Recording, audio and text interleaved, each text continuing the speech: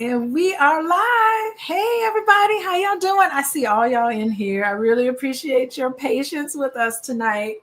So, welcome, everybody. This is another Mental Health Monday. And the title of today's conversation will be about the truth about perfection. We are going to talk about body image, mental health, and how to find your confidence in whatever body God gave you that's absolutely beautiful. So the very first step in getting the best body that you could ever really want is to love the body that you're already in and appreciate its functioning. And I have with me Miss Fanny Tristan coming back on. I'm so happy. She's the breakup coach, y'all, and a fellow social worker. Say hello to everybody, Miss Fanny. Hi, everyone. I'm so happy to be here tonight. Oh my gosh. And look at her Instagram, Her Soul Supply. I love your Instagram. I'm still loving on your Instagram. I see what you're posting. It's so positive. It's so wonderful. These are ideas and concepts that we need to hear. And y'all, of course, can follow me on Instagram, Coaching with Dr. Alicia, Her Soul Supply for Miss Fanny Tristan. Listen, we are social workers. We are therapists who are also social workers. And so we want to say hello to everybody. So, hey, Joshua, how you doing? Joshua, hit me up. I want to talk to you. Joshua already got some great comments. Look, he's already in the conversation for today. We're going to talk about Black beauty and how beauty standards are built on European beauty standards. Yes, absolutely. You're so smart, Joshua. And hello, Patricia. Hello, Rick. Hey, I want everybody to put in the chat where you're coming from. And I also want you to let me know, how do you feel about your body, your physical body? Are there things about your body that you absolutely appreciate and love? Everybody's got strengths. Everybody's got areas of improvement. But to recognize those areas of improvement, we also have to recognize our strengths and things that we love. So let us know. Yes. Hello, Mr. Dennis from Minnesota. How you doing? Howdy, secondary count. I really appreciate it. So let's jump into the topic. I want to talk about a video that went viral. Fanny, this video went viral. I'm not into beauty pageants, and I know you mentioned earlier that you weren't necessarily into beauty pageants, but I did. What caught my eye earlier a few months ago was the this Miss Universe pageant where Miss Trinidad and Tobago, who, by the way, will probably be joining us today. She has some Wi-Fi issues, but she's been in contact with us and she's very excited about coming on and talking about it. So as soon as she gets her Wi-Fi together, she's going to weigh in on it. But there was a video that went absolutely viral. I don't have it with me now, but we'll have her here to talk about it. She got a lot of flack because her body, and it's so interesting what Joshua is talking about. She's not super skinny. I just a few days ago, I was watching the Golden Globe Awards. I was overwhelmed by how skinny these things. Hey, Janelle is here. Look at her. Hi, Janelle. How you doing? Please join us. Check your email. Hopefully you can get your Wi-Fi going and join us so that we can hear your words and your voice about what happened. I saw your very inspirational video, how beautiful and lovely you were and how well you composed yourself, because not only people from all over was criticizing her body because it didn't fit into this super skinny standard. If y'all look at Janelle, check her out on Instagram. She's absolutely beautiful in the body that she's in. And she got a lot of flack from everybody, but also people from her own home country were talking about her because she put on her swimsuit and she was looking absolutely fabulous, but she didn't fit this super skinny standard that often beauty pageants promote. So today I want to spend some time to talk about it. We'll have Janelle will come on here, I'm certain, and she will talk about what happened to her and what she went through in this very unfortunate situation. But while we get into that and while we wait for Miss Janelle to come on here, what do you think about this beauty standard and how for a lot of Black bodies, we are compared to this standard that we could never live up to, this standard of whiteness in terms of beauty? Yeah, I mean, I think that is, I mean, you can have a whole semester in college just talking about Eurocentric beauty standards.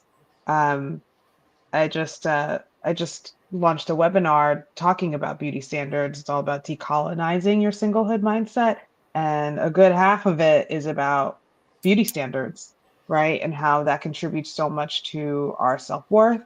And I really think about how, you know, how they say that beauty is in the eye of the beholder, right? And yes, that is about like what we think, what we think about what we see, but I think it also applies to what we think about what we see in the mirror, right? And I think that that's kind of where it all begins, right? Like if you look in the mirror and you are the beholder and you look and you don't see the beauty, you don't see the opportunity, you don't see the ways in which you can have gratitude for your body, that that goes, you know, that fills your mind up with all the negative things. I wish I was this. If only I could do that. If I could cut out that.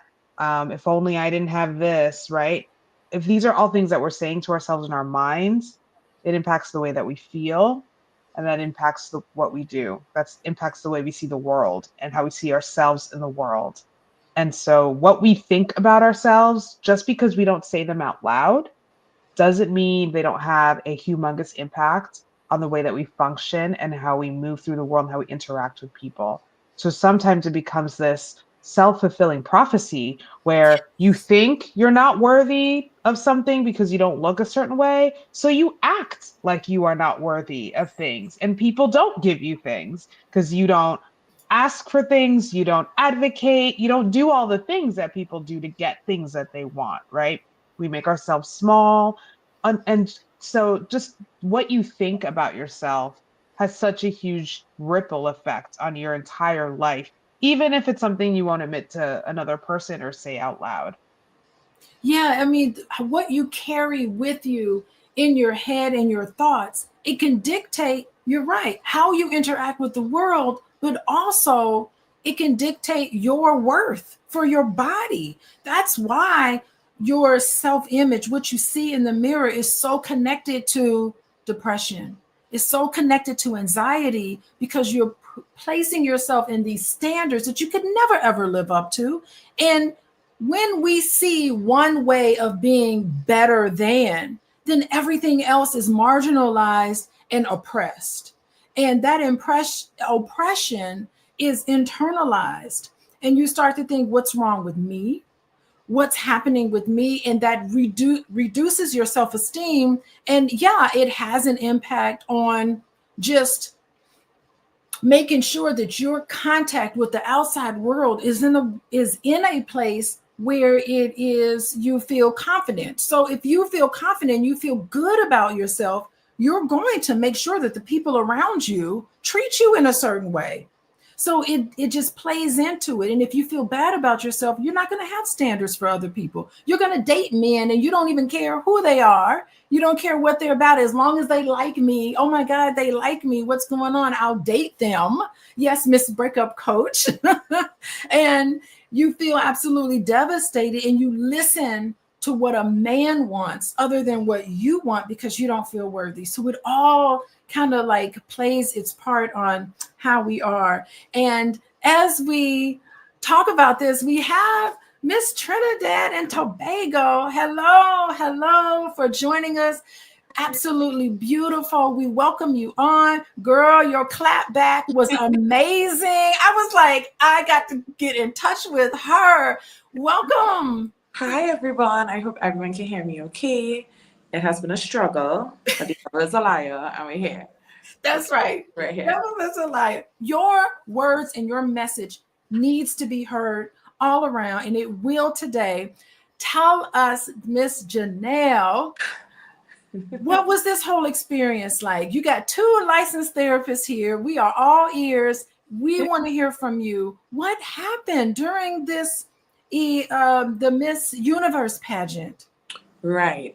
So for persons who do not know me, hi everyone, I'm Janelle. I decided today that I wanted to be, yes, I have the crown on, but I don't have on any makeup because I wanted to come as real and authentic and as raw as I should be. And understanding that a beauty queen doesn't mean that I have to live in some sort of made up world. Like, I'm a real person, and I tell people this all the time.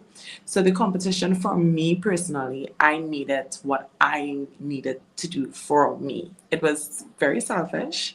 I wanted this. Thank you, Joshua. I like him. We like him over here. um, I've been doing pageantry for 14 years. Miss Universe is my third international competition. I've represented my country regionally as well. So this was not something new to me, but the opportunity was right there. Miss Universe decided to raise its age. I am going to be 33 in 3 weeks. I am married, going on 10 months now. So there wasn't a space for a woman like me to compete at that high level. And the opportunity was there. So I thought, I kind of think of myself small. I am worthy and deserving of this opportunity. I believe God did it in his right timing. He knew what was going to come from this. And a lot of people ask me, like yourself, really, like, how did you really feel? And truthfully, to this day, I still don't know how much would have been said or not said. I have seen all the love and support though, and I still get that back home and all over the world actually love that for me. But it just showed me in that entire experience that the voice within has to be louder than the voice outside.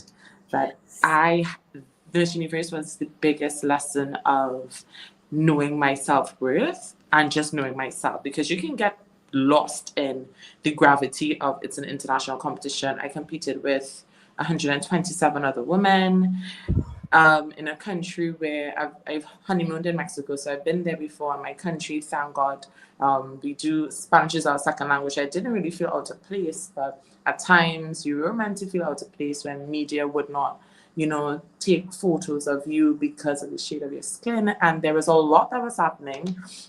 And then, as you rightfully said, to hear that back home, I was being dragged for filth. And it was so ominous to me. I thank God for my husband, because he saw it and he told me, listen, I don't want you to go looking for anything. I need you to be focused. It was the day of preliminaries. He's like, I just need you to be focused. And like, I got you. Like, you don't need to be worried about anything. I'm like, what is he even talking about? Worried about what? And then I saw it. My girlfriends, they were fighting my battles for me. I saw it. And I'm like, oh. But it felt like very much water running off my back, because I realized that my confidence was the straw to break the camel's back in those who are insecure in their own selves. And they put their insecurity on me, and they thought, well, someone who looks like this should not be that confident. Someone who looks like this should not be able to go into a room and make a statement. And for me, pageantry has always been more than the crown, the sash, title of being on a stage. Life is pageantry. I should be able to walk into any space, from a grocery to a supermarket to a doctor's office. And if I feel I'm that girl, then I'm that girl. It is what it is. So when I made the video that you're talking about, the response video, I blissfully unaware, living my best life. I'm thinking, okay, let me make a statement. Didn't know that it was actually going to be a statement. I said, okay, let me just say my piece and keep it moving. I didn't expect in the video as well that the girls, they were saying so much beautiful things to me and about me, and people were really just so supportive, that I think that because it was so authentic and it wasn't scripted, it was not put across in a way that you think that I had this big setup and like those YouTube gurus who come on YouTube to cry. It wasn't that kind of vibe. It was No, it wasn't. hey guys, I am living my best life and I'm doing something that I've always wanted to do, and I have the opportunity to do this. And So I didn't think that that girl was going to become such a phenomenon, but I'm happy for it. So yeah, I'm that girl, and I will always be that girl. And I love that because I want persons to also have their aha, I am that girl moment. And it isn't just for women. I see a lot of men who they tell me thank you in an indirect kind of way because not only for themselves, but they see it in their partners and their mothers. I've had people tell me, I shared your video with my daughters. That pulls on my heartstring every single time because I know what it feels like to be a young Black woman who hates the color of her skin, your texture of your hair, um, grew up wanting to bleach my skin and didn't like aspects of myself. I didn't think that I was feminine enough, and that's crazy for a 5 or 6 year old to be thinking of. So here I am with all of these baggages, and I'm just saying, like, I'm leaving it all in the Miss Universe stage. Take it or leave it. I didn't need to win the crown to know that I won the crown. Yes. Talk all night. So let me stop right there. No, this is so wonderful. I love this story. And I'm going to tell you, I've been to Carnival. Nothing. Listen, if y'all got body image issues, go to Carnival and you'll be feeling good about your absolutely Black body. And it's so tied to slavery because our Black bodies were put up on an auction block to be sold. And we were looked at not as who we were, but as objects, as a commodity to further an economic powerhouse such as slavery. And yes, it happened in the Caribbean. People got off the boat a little sooner, the ships, before they went to the Americas. And I think, so much of that is through that. And they look at our bodies as if we're asking for, to be mocked and to be devalued in some way. And we were blamed for the harsh treatment that we received because we looked a certain way, and therefore we deserve to be violated. Our bodies deserve to be violated in that way. And, now's the time to talk about these things and to talk about image and skin color. Believe it or not, my children are dark, and I see what they go through, and I see the privilege of a lighter skinned person like myself. And I reject that privilege, by the way. I see people in here talking about colorism. That's a real thing. But the one thing I do love about the Caribbean, I lived in Guyana. Guyana is a CARICOM country, y'all. And for 5 months, but in that moment, I felt good. Just having that environment made me feel good. And then, of course, I had to come back to America and, United States, and then it all just went out the door. But it was so beautiful to not have that worry on my head like I had.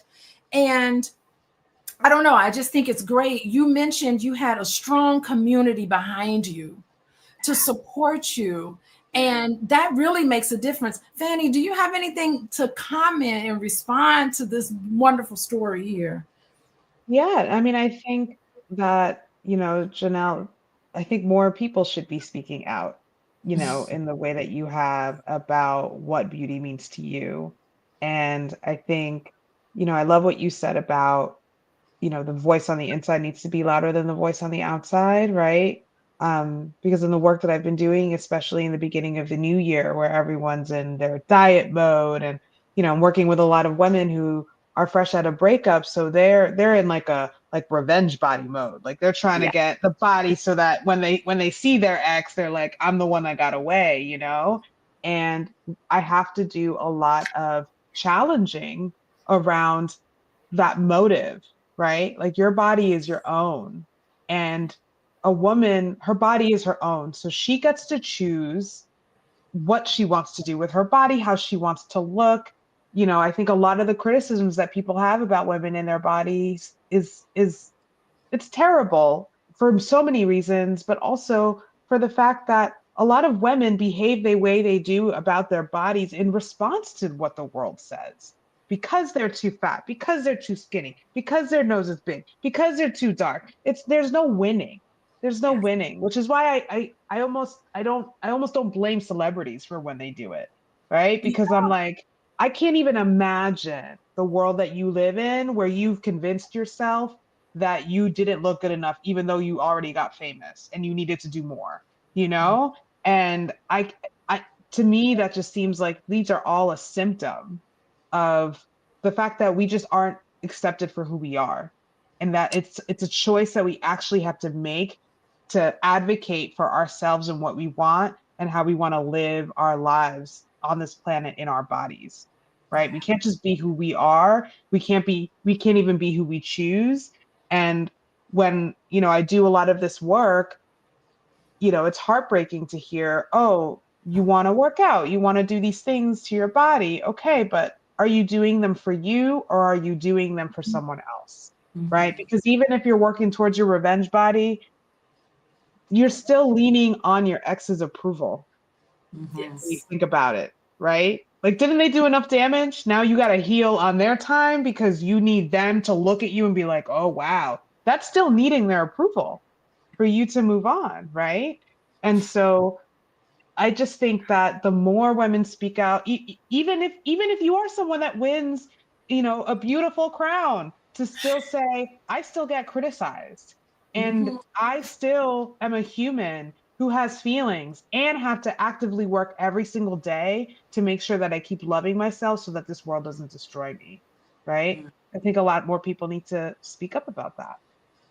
Oh, that is so true. I was on TikTok not long ago at the New Year, and on TikTok I'm seeing new me. It's my glow up for 2025. Well, what's wrong? What was wrong with you in 2024 that you feel like you have to all of a sudden glow up in 2025? It's just these thoughts about it. And again, I don't want to point fingers at people who actually do feel like they need to change something about themselves. I'm not upset with them, and I'm not upset with these celebrities. Who I'm upset with is the system that keeps this going. Those are the entities and the people who continue this system that we need to direct our attention toward changing some of that. Janelle, did you want to respond to this? Boy, oh boy, I feel like if I am at home right now, it is such a hard journey when you are on that pathway of self-love, self-discovery, and it never ends. And I know when I tell people that, they're like, oh, no, but it's a beautiful thing. It's because you can redefine, you can rediscover, you can reimagine who you are. But what is at the core of what it is you're doing? So I so agree with you, Fanny, with your example, because what is at the core of it all? In my journey, what has helped me love myself in every step of the way? I say this because as a newlywed, I eventually want to start my own family. Who knows what my body is going to look like if I am blessed to have kids? I think, especially as women, because we allow social media and society to really be negative for us, we don't understand that our bodies give life.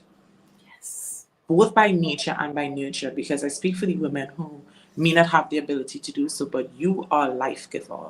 And when you have to change your mindset, when you change your mindset, you can change the world. I had to be accountable because, of course, if I wanted to, I could have done exactly what other girls would have done. And I could have gone there as a size 0. I know I could have, right? And even on my working out and exercising, I'm like, what is the reason for this? If I drop 100 pounds right now, like, what is the message am I sending by doing something like that? So I had to be accountable. I had to be vulnerable with myself, which was the hardest thing ever. But I understood after a few years that my vulnerability is actually my strength, because I want to show people that I am human, that I'm not letting anything fool anyone else. Like, listen, I go through it just as you guys do, and that will never change. But the biggest part of the trio is grace.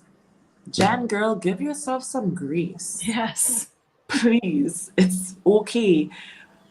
You were able to get yourself on a quick diet 10 years ago, 10 years ago, but you're not in your early 20s anymore. So it took me a long time to realize as I get older, my body changes and how I treat my body has to change. We don't do what we used to do, go out in club, yeah, but we can go to work or go to school the next morning. 5 hours sleep, not even 20 minutes nap, and we're good. Now, I need my rest and I need my water. So in this, just yesterday, I was having a conversation with someone with an interview, and I said, all right, so we sit on our phones and our TVs and our laptops, and we just consume so much that changes our reality. Unless they're paying your phone bill, block, mute. Oh, that was the greatest thing for me. Oh my gosh, guys, I had so much fun. That's my tip for the night. You block people? What? Oh. That is my guilty pleasure for 2025. Yes. You know, and I don't like it, blocked. Yes. I want you to be so confused to be like, wait, how come? Block. Yeah. Block. Yeah. Take them out of your orbit. Correct. I don't want you to ever feel that comfortable to think that you can come into my space and disrespect me. Yes. Because if you don't have anything positive to say, that's okay, but you can keep it to yourself. I'm glad that we're having this conversation, because oftentimes we have these conversations in silos, where it is we don't put ourselves out there to have it, because this is a lived experience for so many women all over the world, but especially as an Afro-Caribbean woman. Yes. Because if you see the typical Afro-Caribbean woman, she looks just like me. Yes. So to get the hate, and I got a lot of hate from women, and I saw through it immediately. Like, babe, I want you to love yourself at every version. When you were 15, at 25, at 45, at 75, it's okay. And if you want to change something, as you were saying, Doc, if you want to change something, change it. You can change it. We will never fault you for wanting to be better and do better. But an amazing body, but with a dark heart, it ain't gonna work. So that's me for now. As I tell you, I love to talk. No, this is really great. And I, in preparation for today, I was listening to an argument saying that body positivity is a scam. That really body positivity is a concept used in two different ways. Number one, used as a way of justifying poor lifestyle, poor eating habits. And two, body positivity is a scam because it is a way to market, because we know that all of these different body types, we're consumers. And so it is a way to market, like Victoria's Secret, for instance, is like, wait, if all of these women have different types of body types, let's go ahead and promote a fuller figured woman and promote some of that, because they're another market share of which we can sell our products to. So it's like a capitalistic system. It's being promoted. So I heard this argument and I was like, interesting, because they're thinking that someone who, according to your BMI, is going to have a direct correlation with your health. And we know that that is not true, because I looked it all up. And, there are some super skinny people who have terrible eating habits, who have, hypertension and a lot of health problems because they're not taking care of their body. So I understand that it's how you take care of your body more so than how much you weigh. Yeah. So I don't know, either one of you can take some of that, because it's a little bit of a devil's advocate in some of the backlash of this whole body positivity movement.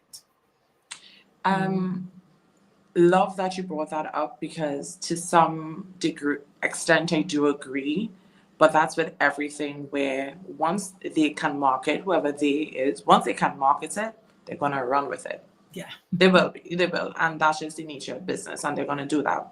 I think what is the most important thing, and what has to be at the forefront, and what has gotten lost in the body positivity movement, from me, and this is purely Janelle speaking here, this is not a selfish initiative, it's a self-full initiative. Yeah. So you have to not get caught up, once again, in the noise. I am body positive because I am loving myself through the stages of life. Yes. I've been, the fact that I'm here still to make it to 2025, it's a new year, that is my mindset. But I can easily see how the goal can be derailed when we're talking about body positivity, but then we're going to the extreme where it is we have things like feudalism taking place. And we have women who are now putting themselves into a health risk because men are men and they will feed you so that you can gain all this weight. And it's just like that is not body positivity. But realizing, and listen, I'm on full figure woman. I don't really have any intentions to be a size 2, but I want to be able to go to Target and get close to myself. That how could that be wrong for anyone to just want quality life? So I think people will piggyback on which topic they can extract to once again push their narrative. It has never been about that. It will never be about that. It's really about loving yourself and not apologizing for loving yourself as you are. That's what I think. What do you think, Fanny? Yes, but Fanny. Oh, sorry, Yeah, I mean, I think that, the original that what you were reading, Dr. Alicia, is, I think that is classic fat phobia, honestly. Yes. I think that, that's another beauty standard that we, pretend doesn't exist. And I really think that a more accurate term than body positivity is body acceptance, right? If we can all accept that fact that our bodies aren't all supposed to be the same, right? Like in general, the same, like it just was never supposed to be the same. It's how Mother Earth wanted it to be, right? It's how our creators wanted it to be, right? And so I really reject this idea that there is this expectation that there is a healthy body type, because I truly believe in the movement, health at every size. Have you ever heard of that? They call it HAES. You can get medical providers that are HAES providers, as in their values align with the principles of health at every size, which means, you could genetically be just like a bigger person. I'm a plus size girl. I've always been, right? But I definitely think that there are times in my life where I was really unhealthy. And now, as a woman who, I'm going to be 40 years old this year, I go to my doctor, and, I spent my entire life having these doctors that were like, your daughter's too, she's too fat. She needs to lose weight. She needs to lose weight. And I played sports. I did all sorts of things. And there were times where, yeah, my height caught up with me and I looked thinner, right? But I think also, as I've gotten older and I am still active and I still do these things, I only can lose so much in terms of my quality of life. And I feel healthy. I go to the doctor and she's like, well, how do you feel in your clothes? I'm like, I actually feel good. I feel toned. I feel like I can drop to my knees and get up. Not everybody can do that, right? I feel like I can run after my kid, right? I feel healthy and I don't meet the BMI.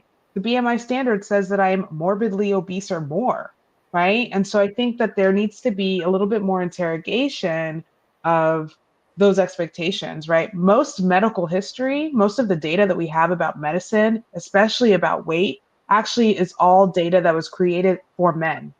Yep. That's right.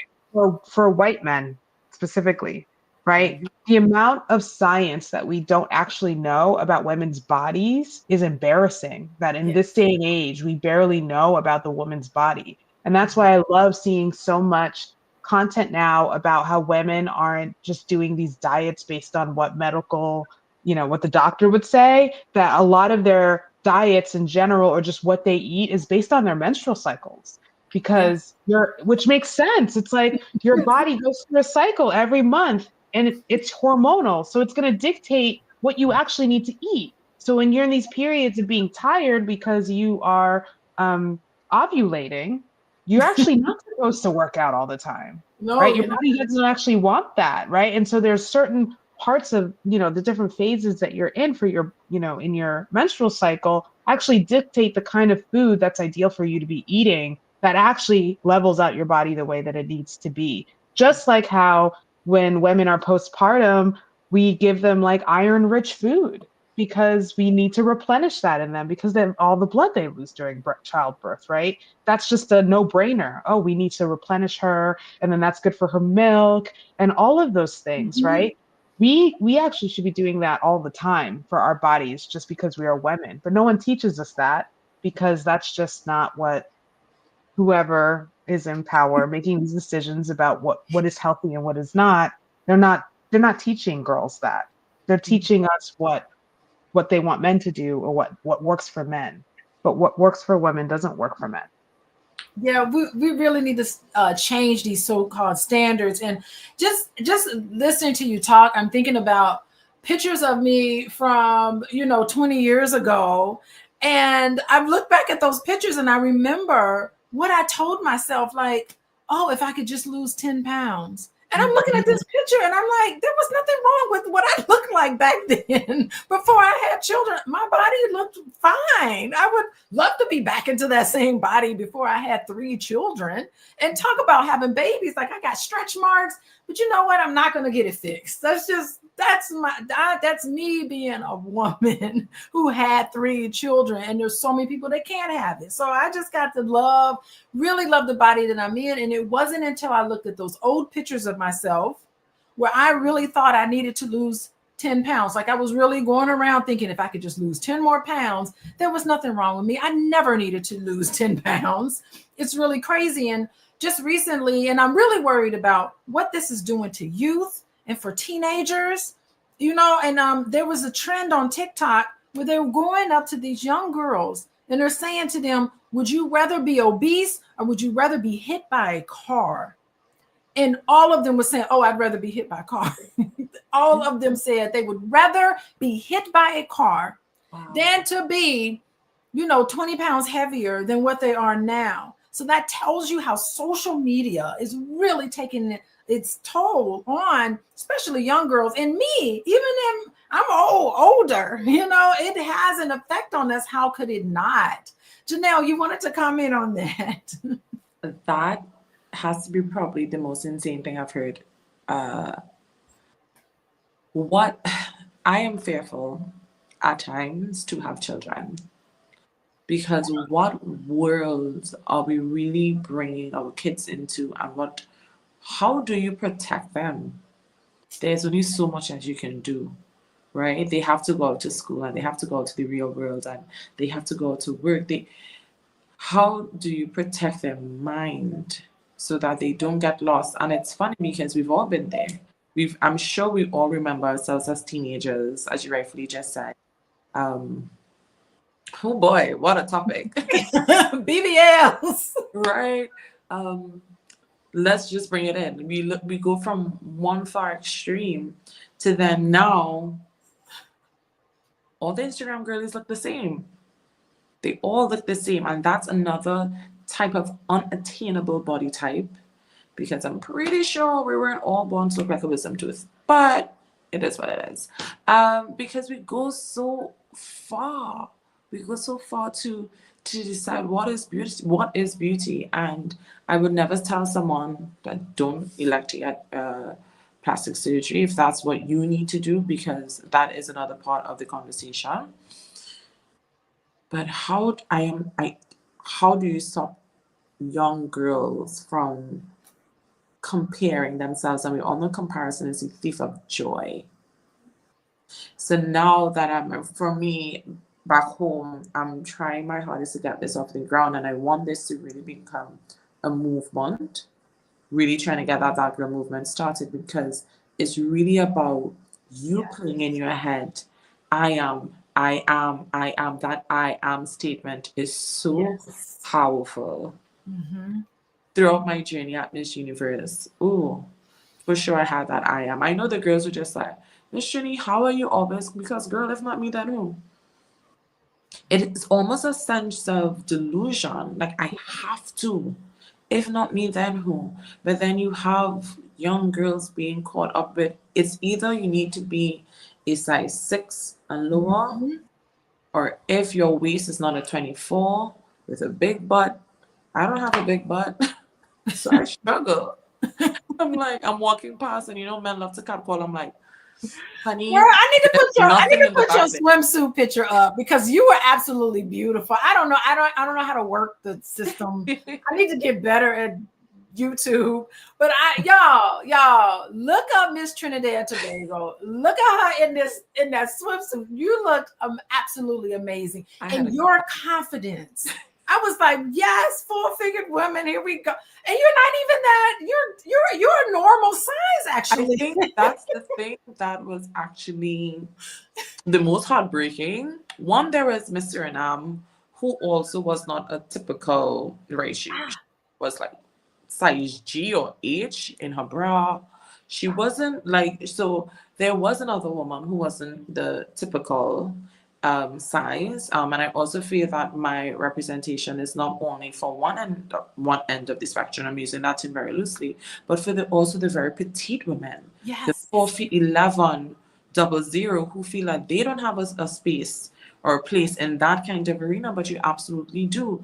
The 6'5" super skinny, super lanky, but I want to become a model, or the average woman, and I think I represent the average woman. Yes. So I found it honestly a little bit disrespectful, because I know there are women who are going to watch me and be like, she's not plus size and she does not represent us. And I didn't want anyone to feel like I am trying to jump on the trend of, no, it's not about that. But it's just in that industry, I technically am. But to be honest, I'm like a size 10, a size 12. That's a normal size. I'm like, if I go to a plus size casting, they're gonna watch me sideways. Yeah. So, but it's really not about that. It's really about shattering the glass ceiling. Yes. And stereotypes are just that, a stereotype. When we understand it's a beauty pageant, but for me, this is a job. I'm an ambassador for my country. This is a job. This is not something I take lightly. Why is it that you are asking me for my dress size, but if a man needs to be a CEO, you're not going to ask him for his pant size? So why is it that he can be whatever version of himself and his ability to do the job is never called for question? But as women, and we see that in so many different ways, how could you be a mother and a CEO at the same time? But men have kids. Yes. And they lead countries, and we don't bat an eye. Why is that the case? Why is it that when we go into different fields, what comes to the forefront is you should be a little bit more put together. That is not as flattering on you. Does that call into quality of the kind of job that I can do? Absolutely not. So it is an uphill battle, but we need to be able to hold each other's hands through this. The fact that we're all doing this right now, and everyone who's here listening, is just like, we have to hold each other accountable. And the only way that we're going to get through is by having the conversations. I think open dialogue has to be one of the most powerful tools. It is. Because we won't know if we don't talk about it. Yeah, we need to talk about it. And we also need to talk about the stats. But before then, I just want to welcome everybody. Hey, y'all. I see y'all in the chat. Look at this. Look at everybody in the chat. Now I'm like Monique. I don't trust skinny women. Now listen, there's nothing wrong with skinny women. Yes, they saw your swimsuit photo. Thank you, Wayne Solomon. He saw your swimsuit photo on IG. Nothing was wrong with that swimsuit. It was absolutely beautiful. You'd be a great swimsuit model. And I actually told her to bring me the pretty doll every time until she understood. Okay, Karen is up here weighing in. Thank you, everybody. I want to thank you, everybody. Listen, y'all, I got Miss Universe Trinidad and Tobago here. Her name is Janelle Thongs. Yes. And she clapped back, y'all. Check her out on Instagram. She is clapped back because people are talking about it, because she was doing the Miss Universe pageant and people were hating on her body because she wasn't super skinny. And they came for the wrong person, because she was like, I'm not having it. My community, where I come from, and she's married. And her husband was like, oh no, you're beautiful. So she has that sort of support. And before we continue on, I just want to tell everybody, y'all want to know when I go live? Could you please Text love to 87948. Who knows what time I go live every day? Sometimes I get the times all mixed up, but I'm doing my best, y'all. I'm a college professor, and I'm also a therapist, and I'm a mom of 3, and I'm a wife, and I've got a whole bunch of stuff that I got to jiggle. But I really do think that these topics are so important, and I think that you guys can really learn from it. And not many voices on YouTube is coming from a place like a Janelle, who is confident in herself, beautiful. All shades of people are beautiful. Not everybody is a licensed therapist talking about mental health issues like they know. These armchair therapists that, you know, usually get it wrong. At least they do. It's cringy. It's cringy. But I want to talk about lay out some stats before we wrap up. Okay. This is what my assistant found. My assistant found that 90% of adolescent girls report being unhappy with their bodies, according to the National Eating Disorders Association. Also, y'all, here's some information. Adolescent girls are 3 times more likely to develop depression, clinical depression, if experiencing body image concerns. 68% of individuals with body dissatisfaction report symptoms of anxiety and depression. My goodness. Body dissatisfaction is a stronger predictor of eating disorders such as anorexia and bulimia. And by the way, and Fanny, you can talk to me about this too, anorexia is the deadliest eating disorder, the deadliest mental health disorder that we have, because if you don't get a hold of what's happening and you have anorexia, it is possible that people's just heart stops. And I was just floored when I was in school and I learned about that. I'm like, out of all of the mental health conditions, anorexia is the deadliest one, by the way. And I also want to say that 55% of women and 40% of men report feeling worse about their bodies after using social media. These are facts, y'all. Let me do one more fact here. 41% of individuals feel empowered by seeing diverse body types represented in media. And let me tell you something, Janelle, you are one of those individuals. You're making a difference with 41% of individuals feeling empowered. I don't know how y'all feel, but I feel empowered by this conversation. I got curves. And I'm going to be proud of my curves. I wear my swimsuit when I go on vacation. But yeah, so I mean, the mental health aspects of that is something that really struck me. And I just want to, before we wrap up today, Fanny, how about you weigh in on these stats that I just laid out for you guys? Yeah. I mean, I think that sounds really accurate. I think a lot of what was just said in just, you know, this whole hour it's all a part of it, right? The fat phobia, what we see on social, the societal expectations, the marketing of it all. I often think about, well, yeah, I have a 5-year-old daughter. You know, she's growing up in this world and she's really tall, and you know, she's already talking about, you know, color of her skin and what that means in the world now that she's in kindergarten, right? And so I think that there's just so much consciousness happening from such a young age that you grow up with. And if you don't put kids on a certain path towards loving themselves, then that inner voice doesn't get louder, right? It doesn't get louder, and it gets taken over by what your friends think and what social media says or whatever it is that they're consuming. I've been reading a lot of books around body image, and one of my favorites that I've read is actually called "The Body Is Not an Apology" by Sonia Renee Taylor. Yeah, it's a quick read, y'all, so you should check it out. It's called "The Body Is Not an Apology," and she talks about, you know, being a person that, you know, is plus size, but also she talks about people with disabilities, right? And she talks about just how we think of our bodies as something that we have to excuse, something that is an inconvenience to the world, because that's the messages that we get. And I think that that's the root of fat phobia, right? Is I don't want my body to be an inconvenience. I don't want to be seen as a freak show. So I need to make myself as small as possible to make sure, because I don't want to be judged in this world as a problem, right? And I see this a lot with women who, are bigger women who are like, I have to dress so professionally because you can't, if Yes. you can't afford to look sloppy. Just like how Mhm. we say this about Black women, like we can't have the messy girl hair look, right? Like that's like a thing that like a lot of white women do, right? But like Black women can't. No, we have to have our edges. We have to do all these things. And I think that there's a version of that that's also with fat women who say, I can't have an untucked shirt.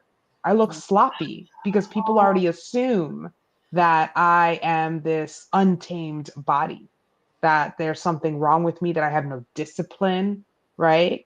And so, she talks a lot about that in this book, but she also talks about, you know, one of the first steps in combating these things is, well, what are you surrounding yourself with?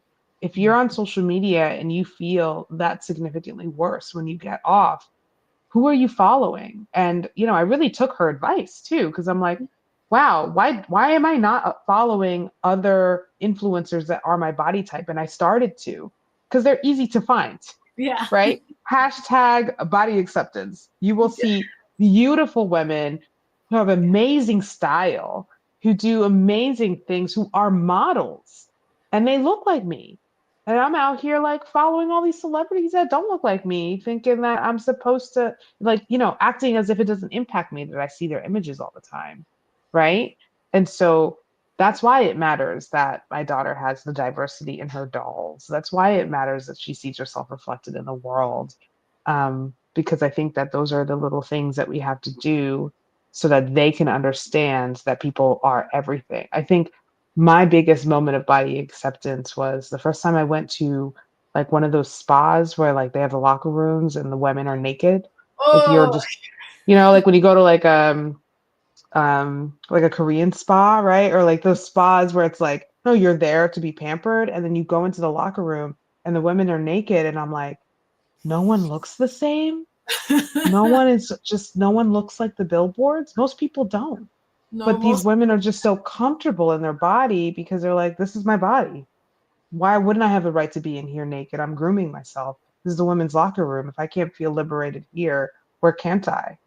Right? And why don't we carry that outside the locker room? Why can't we all look at our sisters and say, hey, like, how are you, sis? Like, you're beautiful. And you Mhm. don't look like me, and that's fine.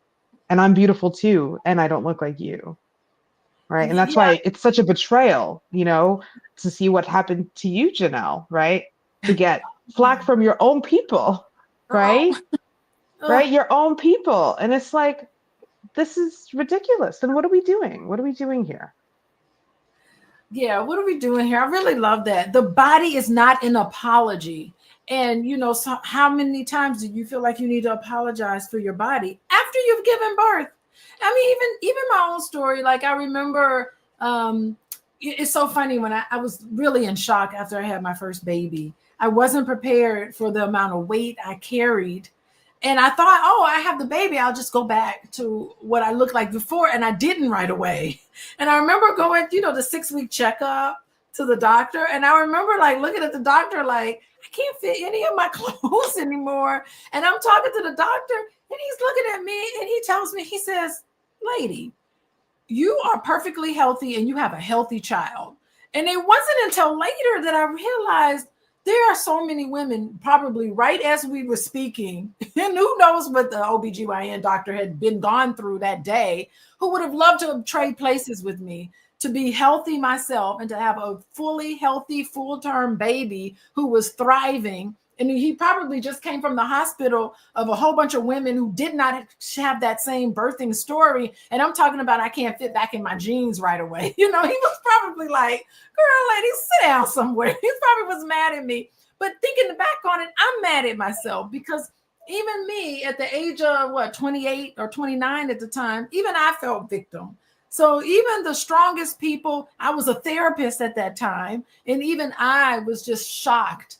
I felt like my body was something to apologize to myself for. I felt like my body betrayed me, but it was normal childbirth.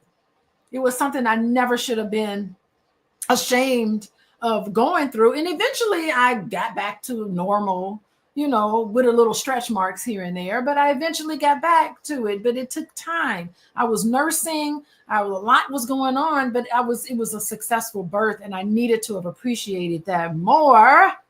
Hello. And I've had 3 children, knock on wood, normal births. So natural childbirth. And I never really appreciated that until you live a little longer and you start talking to some people. We need to honor our body. And, this is a story that, and I love, Janelle, you coming on here, because this is a beautiful illustration. Your story is a beautiful illustration that's going to contribute to that 41% of people who are going to be watching this, and they're going to feel encouraged by this, because to love the body that you're in is the first step toward having good mental health, as well as taking care of yourself physically. Any parting words that you want to have for us before we leave today? Of course. I love what you said that loving your body and loving yourself is the first step, because how I look at it is the journey of 1,000 steps, it starts as one, right? And the only way out is through. I know at times it is difficult. Right now, I'm currently in a little mental rut, and I have to tell myself, stop, pause, reassess. My body is not an apology. How inspiring. And I love taglines and words that I can just pull out very quickly if I feel like if I'm getting off track. I don't need to apologize. I have a healthy body, functioning, all 10 fingers and toes, and I can see and I can smell. I have all my faculties, and I have to be thankful. I have to be grateful. One thing I want to leave people with, and it's something that I say all the time, so if you ever heard this before, just know, it's my mantra. But just be prepared when you go to your table and there's not a seat prepared for you. Walk with your own table. Never apologize for who you are. You know exactly what you bring to the forefront. And I'm not going to apologize for loving myself. I know the journey that it took me to get to a point where I can truthfully say, I love me. Of course, there are days I'm not feeling 100%, or I prefer this over that. But those things are just trivial. When it all comes down to it, I am beyond thankful that I have been given this body to spread the message of beauty. Beauty is only skin deep. But for me, I have been trying to focus more and more on that person who stares back in the mirror, and more importantly, for the eyes that will be looking at me that are either birthed from me or others. I have to be that beacon of hope and light, because what the roots may not do, may the branches do. And I understand that what I am doing here and what we're all doing here in this conversation is really about laying down the foundation for the work to continue. I am all about legacy building. So 10 years from now, when they see this video floating on whatever is their platform, then the work that we have continued, because Doc, Fanny, you guys you passed on another baton to me, and I continue to do the same. Let's continue laying down foundation of self-worth, self-love, and self-acceptance. And I just want to thank you guys so much for having me. I'm gonna be back. Yes. Get rid of me. I'm just like one time, But please feel free to follow me on @Janelle Thongs on all platforms, and let's connect. Let's talk. As I said, open dialogue is such a powerful tool and weapon, and let's continue to have that open dialogue, because that's the only way that we're gonna really break that glass stereotype and that glass ceiling. Because you're what? That girl. That's right. We that girl. And let me tell you, you can add us to we are your community. We're part of your community that supports you. 14 years in the pageant community. This was like nothing to you. I couldn't have never imagined, first of all, getting up there and being like, I don't know what your talent was, but I couldn't imagine doing that, getting up on stage and doing all of those things I love it. that it takes to be a pageant girl. Oh my gosh.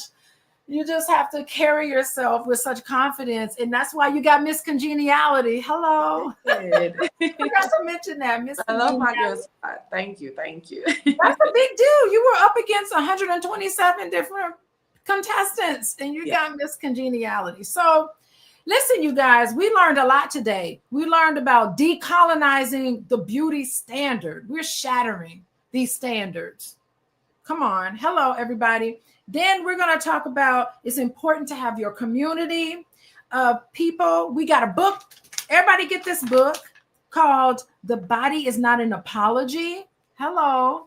We are going to talk about ways the first step toward healthy living is to love the body that you're in, love all of the positive qualities of yourself before you think you need to fix something that's wrong with you. You know, there's no need to have a glow up. You're already glowing up, just being born. You're already glowing. And so you two ladies are glowing, Miss Fanny and Miss Janelle. Thank you so much for joining. Hey, everybody in the chat. Hey, everybody joining us. Y'all glowing too. You don't need to glow up for 2025. Just continue the glow that was gifted to you as you were born. And I just want to thank everybody for joining. Bye. Bye, guys. Bye-bye.